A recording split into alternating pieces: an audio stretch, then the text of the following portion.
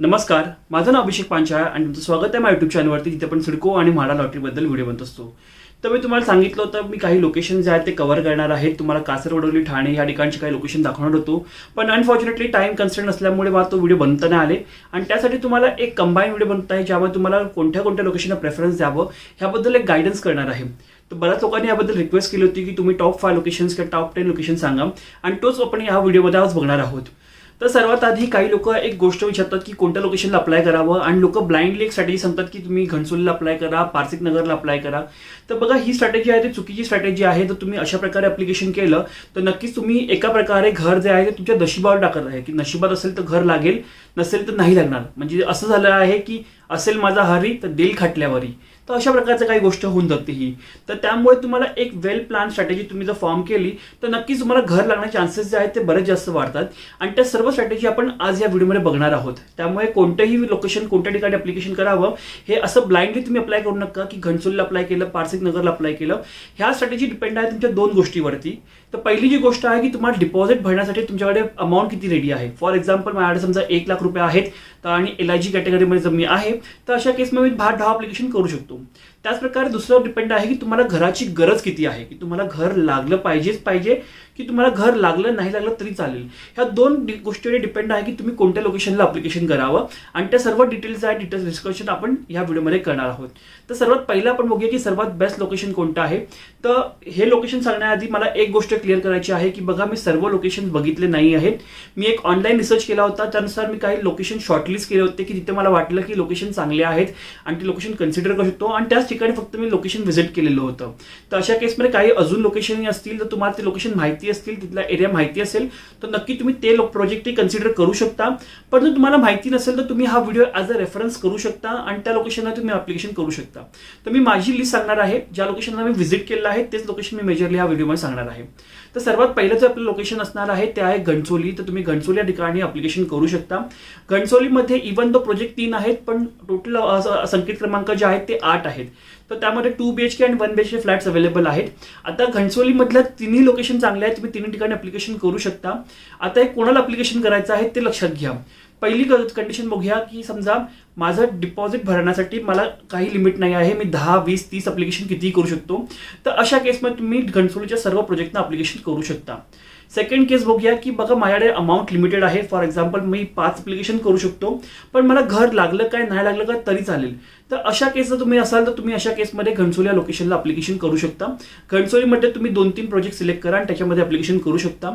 तिसरी कंडिशन बनते की माझ्याकडे अमाऊंट लिमिटेड आहे, म्हणजे मी 5 अप्लिकेशनच करू शकतो आणि मला घराची खूप गरज आहे, मला घर घ्यायचं आहे. जर मला म्हाडातून लॉटरीतून घर मिळालं नाही तर अशा केस मला प्रायव्हेटून घर घेता येणार नाही. तर अशा केसमध्ये मात्र मी तुम्हाला घनसोलीला अप्लिकेशन करण्यासाठी सजेस्ट करणार नाही. सिंपल कारण आहे, बघा घनसोलीचं सगळ्यात बेस्ट प्रोजेक्ट असल्यामुळे इथे कॉम्पिटिशन खूप जास्त असणार आहे, बरेच जास्त इथे अप्लिकेशन येणार आहे, आणि घराची संख्या अगदी बोटावर मोजण्या एवढी घरं आहेत अशा प्रकारे आपण बोलू शकतो. कारण मी बघितलं असेल की 10-15 घरं फक्त प्रोजेक्टमध्ये आलेली आहेत. टोटल 3 प्रोजेक्ट आहेत, तेही 8 संकेत क्रमांकावर डिवाइड झालेले आहेत. तर अशा केसमध्ये कॉम्पिटिशन खूप जास्त आहे आणि घरं फार कमी आहेत.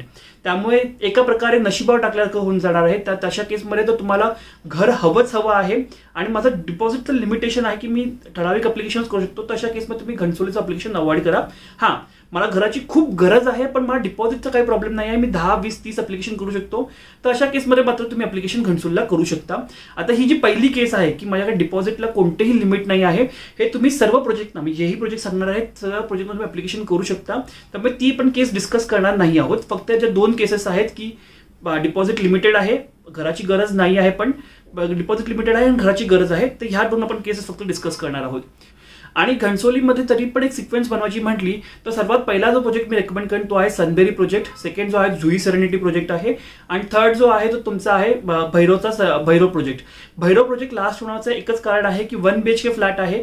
फ्लॅट नक्कीच मोठा आहे, प्रशस्त आहे, पण तरी पण त्याची किंमत जी आहे ती 2 BHKच्या जवळपास गेलेली आहे, आणि म्हणून तो प्रोजेक्ट जो आहे तो 3 नंबर ठेवलेला आहे. पण नक्कीच तुम्ही तिकडेही अप्लिकेशन करू शकता. आता आपण बघूया आपला नेक्स्ट प्रोजेक्ट. तो नेक्स्ट प्रोजेक्ट जो आहे तो आहे बालकुमचा प्रोजेक्ट. आता संकेत क्रमांक मला सगळ्या प्रोजेक्टचे माहीत नाही आहेत, पण मी ते फ्लॅश करून टाकीन, तुम्ही तो संकेत क्रमांक बघू शकता. तर बालकुम या प्रोजेक्टला तुम्ही 2nd नंबरला ठेवू शकता. अगेन पहिली केसमध्ये तुम्ही अप्लिकेशन करा. सेकंड केस जर तुम्हाला घर हवं असेल म्हणजे तुमचं डिपॉझिट लिमिटेड आहे पण घर नसलं तरी चालेल, तर अशा केसमध्ये तुम्ही इकडेही अप्लिकेशन करू शकता. थर्ड केसमध्ये तुम्ही असाल की डिपॉझिट लिमिटेड आहे आणि घर हवंच हवं आहे, नका अप्लिकेशन करू इकडे, इथेही कॉम्पिटिशन जास्त असणार आहे. ह्या प्रोजेक्टचं घर द्यायचं सर्वात स्वस्त आहे, पण ह्यामध्ये एकच प्रॉब्लेम आहे की जो तुमचा किचन जो आहे तो हॉलमध्येच असणार आहे, तर त्यामुळे ओपन किचन प्लॅटफॉर्म असणार आहे.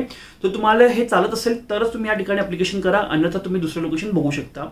थर्ड जे लोकेशन आहे ते आपले पारसिक नगरचे लोकेशन आहे, गोपीनाथ सबलिंग, आणि सेकंड प्रोजेक्ट जो आहे तो वाधवा एव्हरग्रीन नगर. ह्या दोन्ही तुम्ही प्रोजेक्टला अप्लिकेशन करू शकता. पहिल्या दोन्ही केसमध्ये तुम्ही करू शकता, आणि जर थर्ड केस असेल तर तुम्ही इथेही अप्लिकेशन करू नका, इथेही कॉम्पिटिशन बऱ्यापैकी जास्त असणार आहे, त्यामुळे घर लागण्याचे चान्सेस हे बऱ्यापैकी कमी आहेत. तरीही तुम्हाला पारसिक नगरला एखादं अप्लिकेशन टाकायचं असेल तर अशा केसमध्ये मात्र तुम्ही वाधवा प्रोजेक्टला तुम्ही टाकू शकता. एव्हरग्रीन नगरला कम्पेअर टू गोपीनाथ सबलिंग तिथे कॉम्पिटिशन थोडं कमी असणार आहे, तर तुम्ही ते लोकेशन बघू शकता. त्यानंतर आपण चौथं लोकेशन बघितलं तर त्याच्यामध्ये 2 लोकेशन टायप आहे, कारण बघा एक लोकेशन मी अजून बघितलं नाही आहे, त्यामुळे मला कॉन्फिडेंटली ते लोकेशन पुढे ठेवता येत नाही आहे. तो आहे भाईंदरपाडा ठिकाणचं, तर तुम्ही तो लोकेशन बघू शकता. ह्यामध्ये जो घोडबंदर रोड जो मेन रोड आहे, तर घोडबंदर रोड काय आहे, त्याचं इम्पॉर्टन्स काय आहे मी ऑलरेडी माझ्या व्हिडिओमध्ये सांगितलेलं आहे, तुम्ही तो व्हिडिओ वरतून बघू शकता. तो तुम्ही व्हिडिओ बघू शकता की त्यामुळे घोडबंदर रोड किती इम्पॉर्टंट रोड आहे आणि तिथूनच सगळ्या मेन कनेक्टिव्हिटी आहे. तर अशा केसमध्ये मी मेनली ह्या कनेक्टिव्हिटीला जोडूनच हे प्रोजेक्ट सांगणार आहे. तो पहिला प्रोजेक्ट जो आहे तो आपला आहे भांदरपाडा हा प्रोजेक्ट, आणि सेकंड प्रोजेक्ट जो आहे तो सुकूर सफायर हा प्रोजेक्ट आहे. त्या दोघांपैकी तुम्ही कोणत्याही प्रोजेक्टला अप्लिकेशन करू शकता. अनफॉर्च्युनेटली भांदरपाडा प्रोजेक्टला मी व्हिजिट केलं होतं, त्यामुळे मला एक्झॅक्टली तिथला एरिया कसा आहे, काय फॅक्टर आहेत हे बद्दल मला अजून आयडिया नाही आहे. पण तुम्हाला आयडिया असेल तर नक्की कमेंट सेक्शन म्हणून सांगा लोकांना, त्यामुळे त्यांनाही त्या माहितीचा फायदा मिळेल.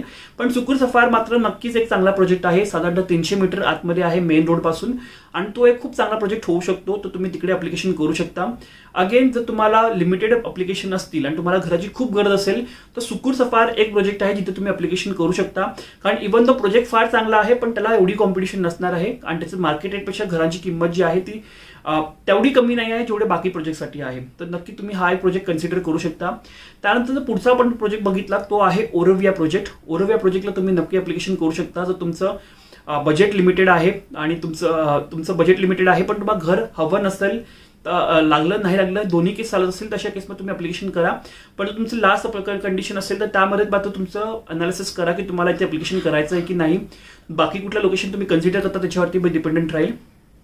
त्यानंतर पुढचा प्रोजेक्ट जो आहे तो आहे ऋतू रिचमंड. तर ऋतू रिचमंड ही खूप चांगला प्रोजेक्ट आहे, तुम्ही इकडेही अप्लिकेशन करू शकता. मेन रोड पासून साधारणतः 800 मीटर आतमध्ये आहे, तर तुम्हाला तुम्ही नेक्स्ट प्रोजेक्टला तुम्ही कन्सिडरेशन देऊ शकता. आणि त्यानंतर जो आपले फायनल प्रोजेक्ट जे आहेत ते 3 म्हणजे प्रोजेक्ट आहेत, तो आहे KIPL मोरिया, आरंभ सी आणि टोकियो बे. हे तिन्ही प्रोजेक्ट जे आहेत ते अगदी आजूबाजूला आहेत, तर तुम्ही तिन्ही ठिकाणी अप्लिकेशन करू शकता. आता जी ती लास्ट केस जी आपली आहे की माझं बजेट लिमिटेड आहे आणि मला घर हवंच हवं आहे, तर अशा केसमध्ये तुम्ही ह्या ठिकाणी नक्की अप्लिकेशन करा. तुम्ही ह्या ठिकाणी अप्लिकेशन करू शकता.